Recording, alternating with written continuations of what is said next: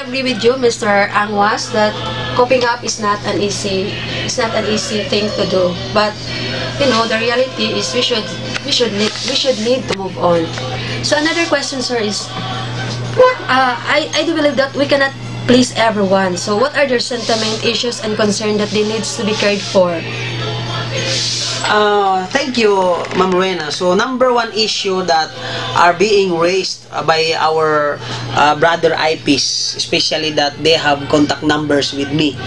Number one concern or issue that they raised is that the remotest area, the remotest IP community were not being given, for example, the relief goods. No, other barangays, they said that the relief goods are coming every other day, or in some areas daily. No, there are ration or there are distribution of relief goods in their barangays, but in some barangays there is nothing. No, there is no assistance. They have not yet received any assistance from the government or from any individual.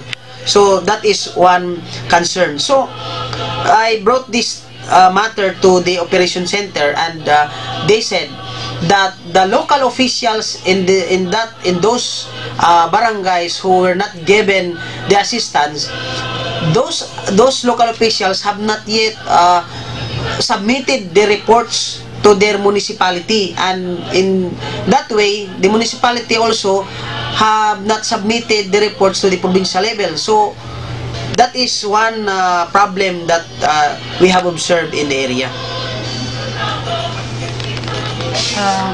Thank you, sir, for the clarification about the issues arise during the distribution of intervention from the government. So before we ended this problem, sir, another one question or last question.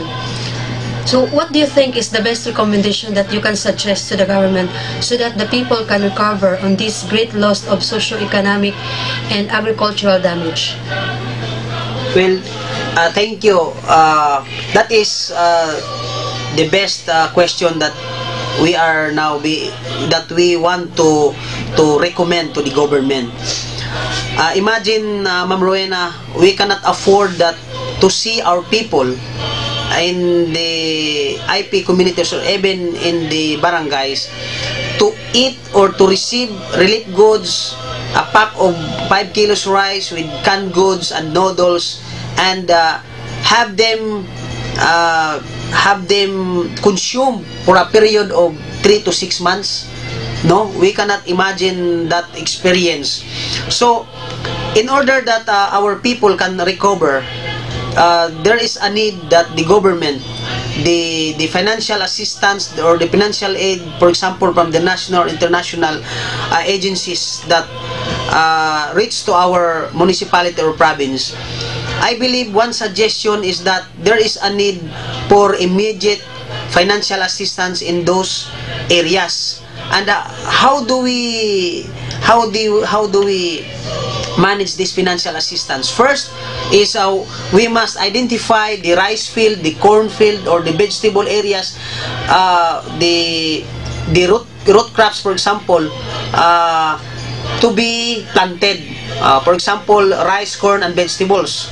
So in the period of 3 to 4 months, those heavily affected agricultural areas will have its produce. No, so one recommendation is, if the municipal or local government or provincial government handle this financial, every day the people, for example, are grouped.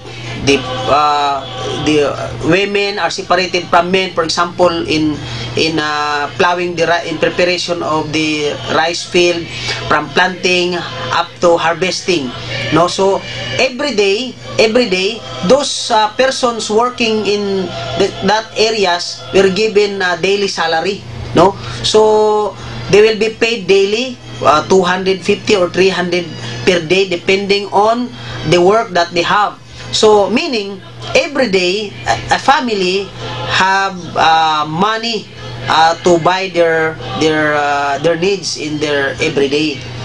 Okay. So that is one recommendation, so that their agricultural land will have produce in 4 to 6 months. Thank you, sir. We'll be right back after a minute.